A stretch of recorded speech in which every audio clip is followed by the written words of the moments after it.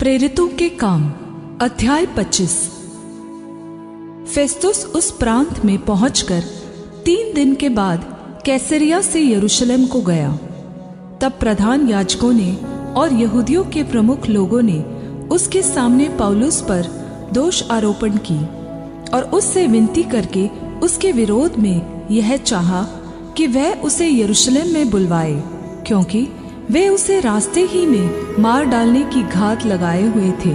Festus ने उत्तर दिया, पौलुस कैसरिया में कैदी है और मैं स्वयं जल्द वहां जाऊंगा। फिर कहा, तुमसे जो अधिकार रखते हैं वे साथ चले, और यदि इस मनुष्य ने कुछ अनुचित काम किया है तो उस पर दोष लगाए। उनके बीच कोई 8-10 दिन रहकर वह कैसरिया गया और दूसरे दिन न्यायासन पर बैठकर पौलुस को लाने की आज्ञा दी। जब वह आया तो जो यहूदी यरूशलेम से आए थे उन्होंने आसपास खड़े होकर उस पर बहुत से गंभीर दोष लगाए, जिनका प्रमाण वे नहीं दे सकते थे। परंतु पौलुस ने उत्तर दिया, मैंने न तो यहूदियों की व्यवस्था के और न मंदिर के और न कैसर के विरुद्ध कोई अपराध किया है। तब फेस्तुस ने यहूदियों को खुश करने की इच्छा से पौलुस को उत्तर दिया, क्या तू चाहता है कि यरूशलेम को जाए और वहां मेरे सामने तेरा यह मुकदमा तय किया जाए? पौलुस ने कहा, मैं कैसर के न्यायासन के सामने खड़ा हूँ। मेरे मुकदमे का यही फैसला होना चाहिए। जैसा तू अच्छी तरह जानता है, यहूदियों का मैंने कुछ अपराध नहीं किया। यदि अपराधी हूँ और मार डाले जाने योग्य कोई काम किया है तो मरने से नहीं मुकरता, परंतु जिन बातों का ये मुझ पर दोष लगाते हैं, यदि उनमें से कोई बात सच न ठहरे तो कोई मुझे उनके हाथ नहीं सौंप सकता। मैं कैसर की दुहाई देता हूँ।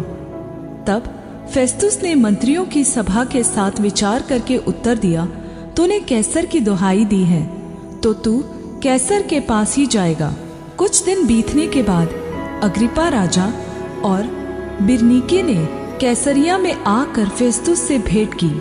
उनके बहुत दिन वहां रहने के बाद फेस्तुस ने पौलुस के विषय में राजा को बताया, एक मनुष्य है जिसे फेलिक्स बंदी छोड़ गया है।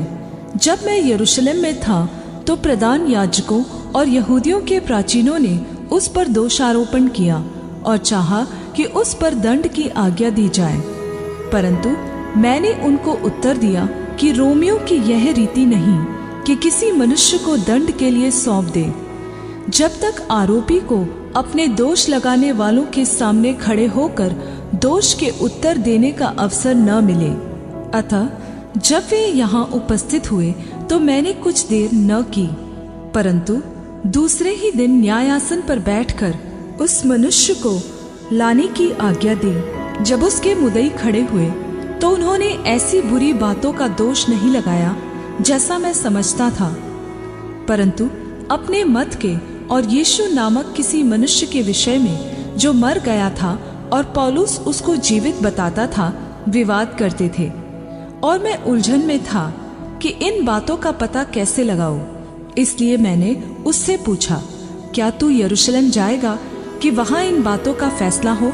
परंतु जब पौलुस ने दुहाई दी कि मेरे मुकदमे का फैसला महाराजाधिराज के यहाँ हो, तो मैंने आज्ञा दी कि जब तक उसे कैसर के पास न भेजूं, उसकी रखवाली की जाए।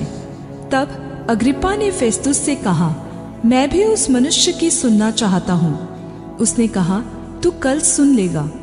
अतः दूसरे दिन जब अग्रिप्पा और बिरनीके बड़ी धूमधाम से आकर सैन्य दल के सरदारों और नगर के प्रमुख लोगों के साथ दरबार में पहुंचे, तब फेस्तुस ने आज्ञा दी कि वे पौलुस को ले आए।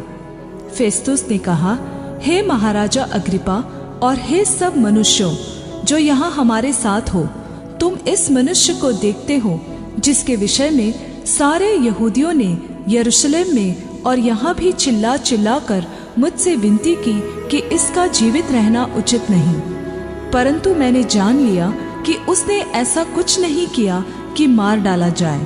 और जबकि उसने आप ही महाराजाधिराज की दुहाई दी तो मैंने उसे भेजने का निर्णय किया, परंतु मैंने उसके विषय में कोई ठीक बात नहीं पाई कि महाराजाधिराज को लिखूं, इसलिए मैं उसे तुम्हारे सामने और विशेष करके हे राजा अग्रिपा तेरे सामने लाया हूँ कि जांचने के बाद मुझे कुछ लिखने को मिले, क्योंकि बंदी को भेजना और जो दोष उस पर लगाए गए उन्हें न बताना मुझे व्यर्थ समझ पड़ता है।